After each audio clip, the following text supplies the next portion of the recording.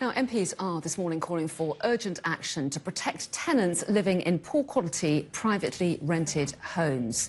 Well, let's talk to Managing Director at Howarth Housing Group, Ben Howarth now. Very good morning to you, Ben Howarth. Thanks so much for talking to us this morning. Just to give viewers a little bit more context, the government's proposing new legislation, isn't it, which would oblige landlords in social housing to get emergency repairs done within 24 hours. And it's been dubbed Awab's law after the death of 2-year-old Awab Ishak, who died from exposure to mould. Those plans are out for consultation. MPs have been looking at them and they've come back and said that they broadly support them. So I wonder what your view was. Good morning. I mean, anyone that wants to provide quality accommodation does support them in principle, absolutely. One of the main problems is how things like this are delivered. When the government has a very knee-jerk reactive idea, it tends not to be delivered very well, and what tends to happen is it actually causes a lot of damage rather than actually protecting the people it's designed for. So that's one of the major problems, is that because this is going through so fast, a lot of the implications haven't really been considered.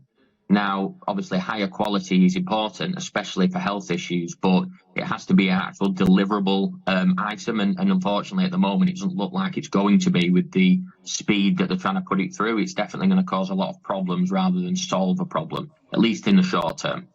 So what are the obstacles to it happening at speed? Well, one of the obstacles is the physical cost involved in doing it. When you look at social housing, it's commonly misunderstood that it's all just paid for, and it's not. The government rely on charitable contributions to actually provide their statutory duty, which is outrageous.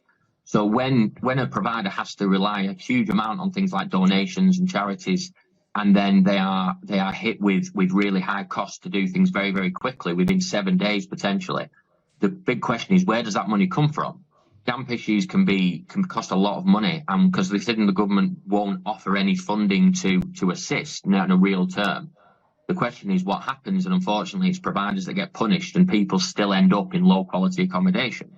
And this is a huge problem across the industry, not just in social housing, but in private sector rental, where the money simply doesn't exist.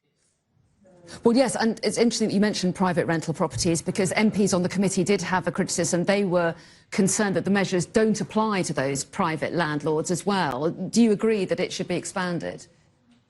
It should be expanded, absolutely, but it needs to be done. It needs to be done carefully. You can't just keep costing people money and expect things to carry on the way they are. I mean, the private sector has been completely decimated with taxes and additional legislation and fees. And when you try and force someone to do something, you end up with local authorities having a really different way of doing it. Each local authority will do it differently, and what will happen, unfortunately, is the private sector properties that we do desperately need to maintain and keep won't actually be there because of the amount of cost involved. And it's really careful, because quality does need to be increased, absolutely. Poor quality property needs to disappear, but all that's going to happen is good quality landlords are going to get hit, and the poor quality ones who are never going to do it anyway will remain. And that's exactly what happens. It's usually the good quality ones that are actually compliant and engage with the local authority that are the ones that get hit. And the ones that don't just fly under the radar. So it needs to be done carefully and with consideration for how to actually deploy it. Giving landlords a couple of days and saying, right, you've got to fix this entire damp issue, but they might be waiting 60 days for an insurance company to pay out, for example. Those are considerations that need to be thought about, because it is going to cost tens of thousands of pounds for people, and there needs to be the appropriate amount of time and infrastructure put in place. I mean, simple things like, is there enough tradesmen around to do the work? There isn't. It can take months to actually get a tradesman to turn up and do the work. So these are things that are not necessarily considered on a central government level, because it looks good to get a piece of legislation out because it's a knee-jerk reaction. But no, it needs to be done very carefully. Well, really interesting to get your feedback on it all. Ben Howarth, we appreciate your time today. Thanks so much. Thank you. Now it's time to